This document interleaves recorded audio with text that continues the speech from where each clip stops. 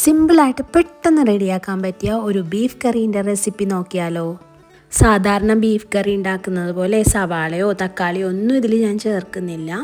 അധികം ഇൻഗ്രീഡിയൻസ് ഒന്നും ഇല്ലാതെ പെട്ടെന്ന് കുറച്ച് ഐറ്റംസ് യൂസ് ചെയ്ത് നമുക്ക് പെട്ടെന്നൊരു ബീഫ് കറി റെഡിയാക്കാം കേട്ടോ. ഇതിനായിട്ട് ബീഫ് ഞാൻ കുറച്ച് വലിയ പീസായിട്ടാണ് കട്ട് ചെയ്തിട്ടുള്ളത്. ഇനി ഇതിലേക്ക് ഇഞ്ചി വെളുത്തുള്ളി പച്ചമുളകൊന്ന് ചതച്ച് അത് ഇതിലേക്കൊന്ന് ചേർത്ത് കൊടുക്കുന്നുണ്ട്. ഇനി കുറച്ച് കൂടുതൽ തന്നെ വേപ്പില ചേർത്ത് കൊടുക്കുന്നുണ്ട്.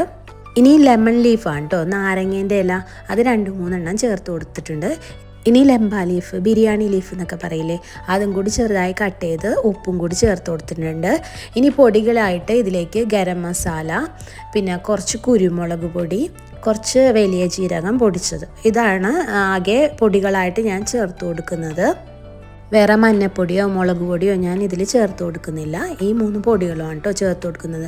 ഇനി കുറച്ച് കൂടുതൽ തന്നെ വെളിച്ചെണ്ണയും കൂടി ചേർത്ത് കൊടുത്ത് കൈവച്ച് തന്നെ നല്ലതുപോലെ ഒന്ന് മിക്സ് ചെയ്ത് കൊടുക്കുന്നുണ്ട് കേട്ടോ.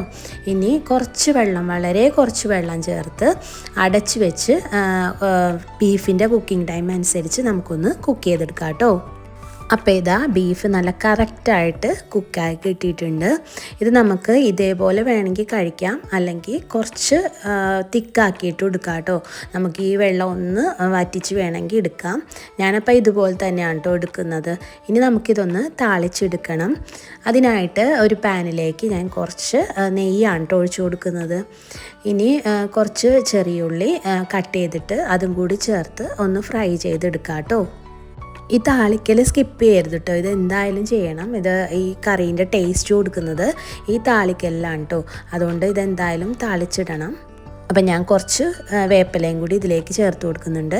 വേപ്പില എനിക്ക് ഭയങ്കര ഇഷ്ടമാണ്, വേപ്പിലേൻ്റെ ഫ്ലേവർ, അതുകൊണ്ട് ഞാൻ കുറച്ച് കൂടുതൽ തന്നെ ചേർത്ത് കൊടുത്തിട്ടുണ്ട്. അപ്പോൾ ഇതാ വേപ്പിലയും ഉള്ളിയും കൂടി മൊരിയിച്ചത് ഞാൻ ഈ ബീഫ് കറിയിലേക്ക് ചേർത്ത് കൊടുക്കുന്നുണ്ട്. ഇനി ഇത് നമുക്കൊന്ന് നല്ലതുപോലെ ഒന്ന് ചൂടാക്കി എടുക്കാം. ഇത്രേ ഉള്ളൂ കേട്ടോ, സിമ്പിളായിട്ട് റെഡിയാക്കാൻ പറ്റിയ കറിയല്ലേ. ഇത് ഇങ്ങനെ തന്നെ ഒന്ന് നല്ല ഡ്രൈ ആക്കി എടുത്ത് ഫ്രൈ ചെയ്തെടുക്കാനും നല്ല ടേസ്റ്റാണ് കേട്ടോ. ഗീ റൈസിൻ്റെ കൂടെയും അപ്പത്തിൻ്റെ കൂടെയും പൊറോട്ടേൻ്റെ കൂടെയൊക്കെ കഴിക്കാൻ പറ്റിയ സൂപ്പർ റെസിപ്പിയാണ്. ഗസ്റ്റൊക്കെ പെട്ടെന്ന് വന്നാലോ അല്ലെങ്കിൽ രാവിലെയൊക്കെ നമുക്ക് ബ്രേക്ക്ഫാസ്റ്റിന് പെട്ടെന്ന് റെഡിയാക്കാൻ പറ്റിയ ഒരു സിമ്പിൾ ബീഫ് കറീൻ്റെ റെസിപ്പിയാണ്. അപ്പോൾ ഇഷ്ടമാണെങ്കിൽ ഒന്ന് ട്രൈ ചെയ്ത് നോക്കണം കേട്ടോ. Thanks for watching.